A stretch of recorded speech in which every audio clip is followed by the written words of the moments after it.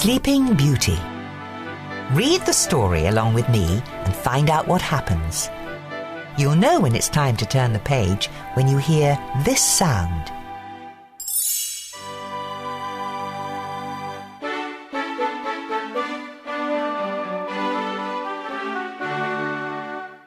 Long ago, there lived a good king named Stephen.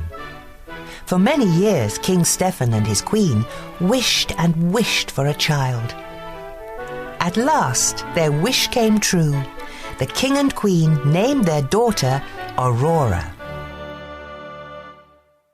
A great feast was planned to celebrate the birth of the new princess. Everyone in the kingdom came to the feast. King Hubert arrived with his son, Prince Philip. The two kings decided that one day Philip and Aurora would marry. That way our kingdoms will always be united, King Hubert told his son. 3 good fairies came to the feast. Each had a special gift for the princess. Flora waved her wand. I give you the gift of beauty. My gift shall be the gift of song, said Fauna. And my gift, began Merryweather. Suddenly, a blast of wind blew open the castle doors. A bright flame filled the room. Then the wicked fairy, Maleficent, appeared from the flame. You did not invite me to the feast, King Stephen, but I too have a gift for the princess. Maleficent pointed at the cradle. Before the sun sets on her 16th birthday, the princess will prick her finger on the spindle of a spinning wheel, and she will die. Seize that creature, shouted the king. But Maleficent disappeared in a cloud of smoke. Luckily, Merryweather still had her magical gift to give. The good fairy could not undo the evil spell, but she could soften it. Merryweather waved her wand. Sweet Aurora, she said, not in death, but just in sleep, the fateful prophecy you'll keep. From this slumber you shall wake, when true love's kiss the spell shall break.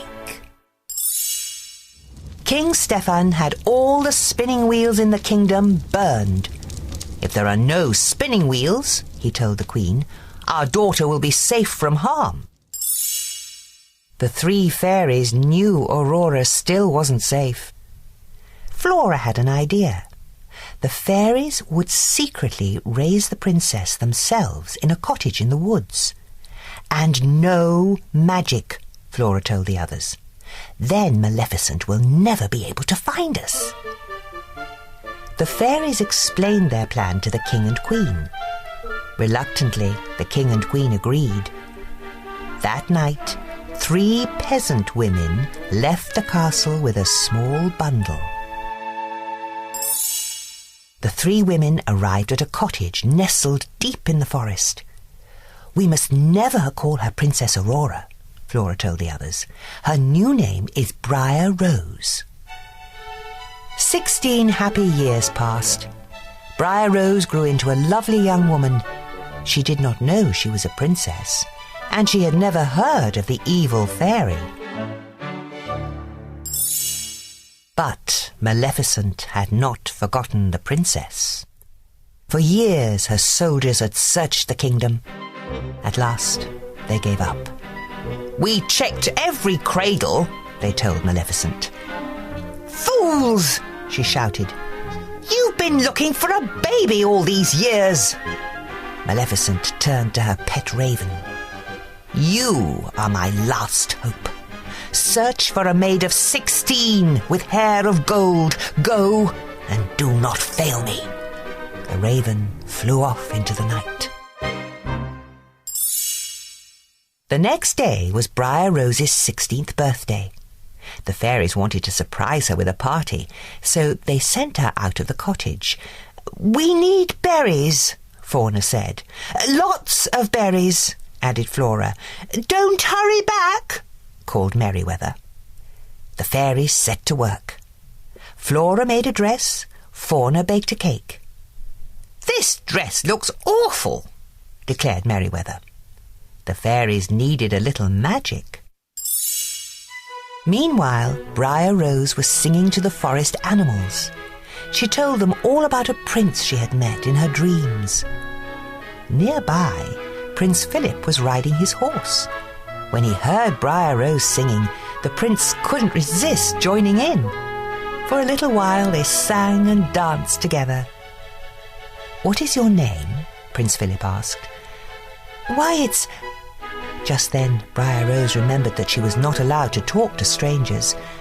I have to go, she said quickly. When will I see you again? Asked the prince. He'd already fallen in love with Briar Rose. Tonight. I live in the cottage in the glen, she called as she hurried away. Back at the cottage, Fauna had fetched their magic wands. She waved her wand. Now the cake was perfect. Flora changed the dress she had made into a beautiful pink gown. It should be blue, said Merryweather. She made the dress blue. Pink, shouted Flora.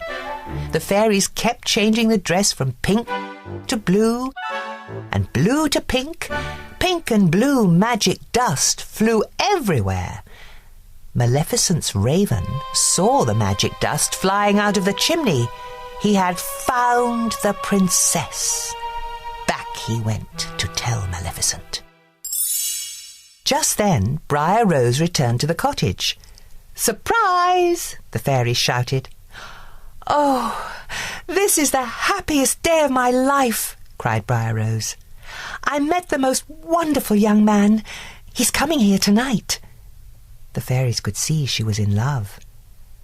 But that's terrible, said Fauna. Why? Asked Briar Rose. The fairies told Briar Rose that she was really Princess Aurora. She had to return to the castle that very night, and she had to marry a prince. Aurora was very unhappy. She would never see the young man she had met in the forest again. Yet everyone in the castle was happy. King Stephen couldn't wait to see his daughter, and King Hubert couldn't wait for her to marry Prince Philip. When they arrived at the castle, the fairies left to fetch the king and queen. No sooner had they gone than a magic ball of light appeared. Aurora followed it up the stairs to a small room. Maleficent was waiting for her with a spinning wheel. Aurora had never seen a spinning wheel before. She reached for the spindle. Touch it, Maleficent hissed. Aurora touched the spindle and fell into a deep sleep. The three fairies had been searching for Aurora. They found her lying on the floor, fast asleep. The fairies placed the princess on a bed. She will sleep until she is kissed by her true love, sighed Flora. Perhaps he is the young man she met in the forest. He was coming to the cottage tonight, remembered Merryweather. Let's meet him there, said Flora. But first, let's put everyone in the castle to sleep. That way, no one will know what has happened. The fairies cast a spell over the entire castle. Soon, everyone was fast asleep. Prince Philip had already arrived at the cottage. He had decided to marry the girl he had met in the forest instead of Princess Aurora. Maleficent's soldiers were waiting for him. They tied up the prince and brought him to the Forbidden Mountains. Maleficent told Prince Philip that the girl in the forest was really Princess Aurora. She was sure he would never escape to wake his sleeping beauty. But the three fairies realized what had happened. They sneaked into the dungeon and freed the prince. Take this magic sword and shield to protect you, said Merryweather. The prince set off to rescue the princess. Maleficent tried to stop him. She raised an enormous hedge of thorns around King Stephen's castle. But Prince Philip hacked his way through the thorns. The evil fairy was furious. She transformed herself into a fire-breathing dragon and tried to destroy the prince. Luckily, the magic shield protected him. Finally, the prince saw his chance. He threw the sword at the dragon's heart. That was the end of the dragon. And the evil fairy, too. The prince entered the palace yard. Everyone was sleeping. He raced up the stairs to the tower. He found Princess Aurora asleep on the bed. As soon as he kissed her, Aurora's eyes opened. The spell had been broken. Everyone else in the castle woke up too. The king and queen were very happy to see their daughter, and King Hubert was very happy to learn that the prince and princess were in love. The three fairies watched as the young couple danced across the floor. "I just love happy endings," sighed Fauna. Flora and Merryweather couldn't have agreed more.